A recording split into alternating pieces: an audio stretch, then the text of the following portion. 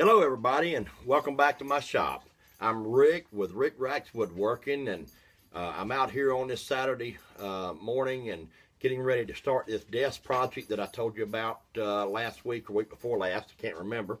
But we're getting ready to start this desk project, and I thought I'd take you along the journey with me and keep you updated on how this is going from the very beginning of the project all the way to the end. So this will be a multi-video series, and I hope you stick around and stay up to date with this project as it progresses with me. And if you like, build one with me. I'll try to give you as much detail as I can throughout this series, and you can adapt the measurements and so forth to fit your particular needs. But I'm going to try to keep you as up to date as I can during these video series. So take a ride with me. Let's go get some materials. Okay, we're going to go down to the local box store and start getting our materials together.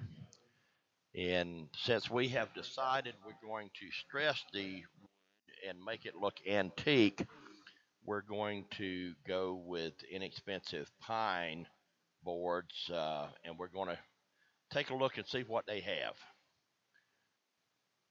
We're almost there, and we'll go in and take a look and see what we find and try to minimize the cost. We started going through the 1 by 12 by 8 foot, and we couldn't find anything that we really liked. Everything had been picked through pretty thoroughly. So we got with the local employees, and they brought down a new pallet or new wrapped set of boards that had not been gone through, and they actually looked really, really well. And so we went through, and most of them we picked up looked pretty good to use, especially since we're going to be stressing it. So I was able to get 10 good boards, and that will give me a good start. And since we're paying cash as we go and not trying to put anything on a credit card, we'll utilize that and just pick up what we need later to finish as we get further along on the project.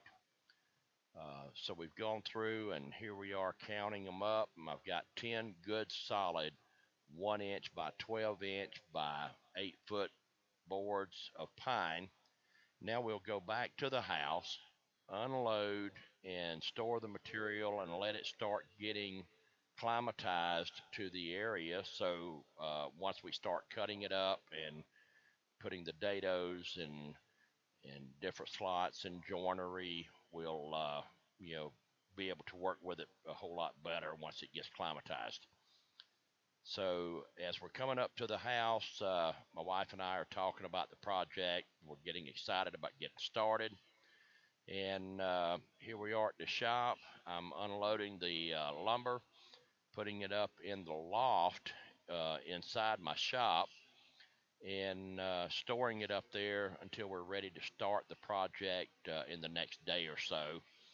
Um, we will, get everything unloaded and staged, and once we get it all unloaded, we'll move on to the next phase to prepare for the stain that we're going to make up ourselves and save a little bit more money to distress this wood.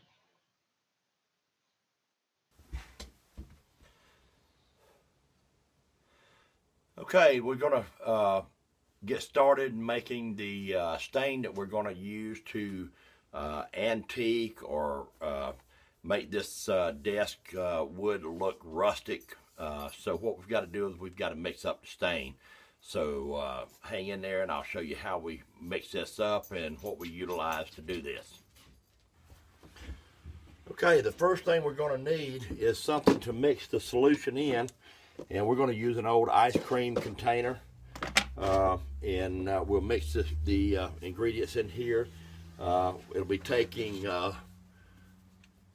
white vinegar. We'll be using a half a gallon of white vinegar. We'll be using a half a gallon of water at a later time after it soaks up. We'll also be using double aught steel wool. in the mixture. And you want to wear rubber gloves because you don't want to get that steel wool all in your fingers.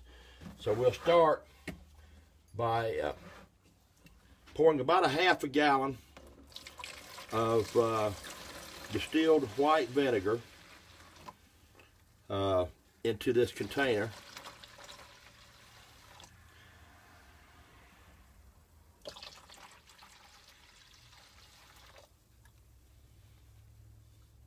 Okay, that should be enough right about there. So we're going to take some double aught steel wool, and you want to open this up because you don't want it to just sit there in a clump. You want to open it up where it'll get in there and disintegrate or dissolve. So we just open it up, break it up good, set it down in a solution of vinegar. And like I said, we haven't added any water to it. We won't be adding water till we get closer to the time that we're going to be using this, because we want the vinegar to dissolve this steel wool and make the colored stain that we're going to be using, or colored wash. All right, so that's 2 pieces there. We'll add another one in here. And like I said, you want to wear rubber gloves when you do this so you don't get this steel wool all in your hands and skin and fingernails. And I know I don't relish that idea. I don't think you will either.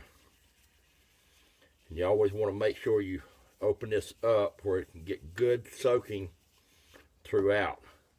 Now I need to get a stirring stick, or I'm going to just use the back side of a brush, because you want to poke all of that steel wool down in the vinegar real good so it gets good coverage all the way through.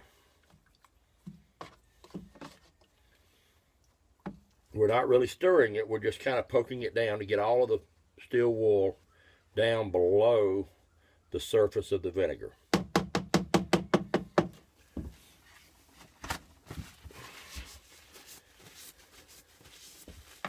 Now we'll take the lid.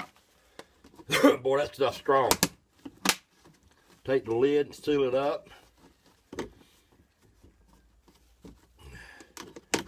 And we'll set this aside for about a week to 10 days and let it cure in there and let it do its job. So I'll update you when we get further down the road and show you how that comes out and how we finish it up.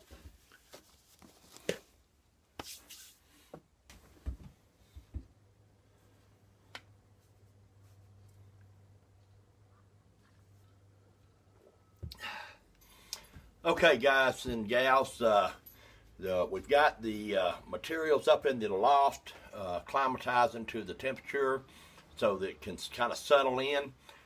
We've got our wash or preliminary stain that we're going to be utilizing to antique and texturize this wood where it's look like old antique wood. We've got it all mixed up and soaking. We'll let that sit for a while, and then we'll take a look at it in about a week to 10 days and see how it's coming, and really determine whether or not we need to let it sit longer or go ahead and start with it.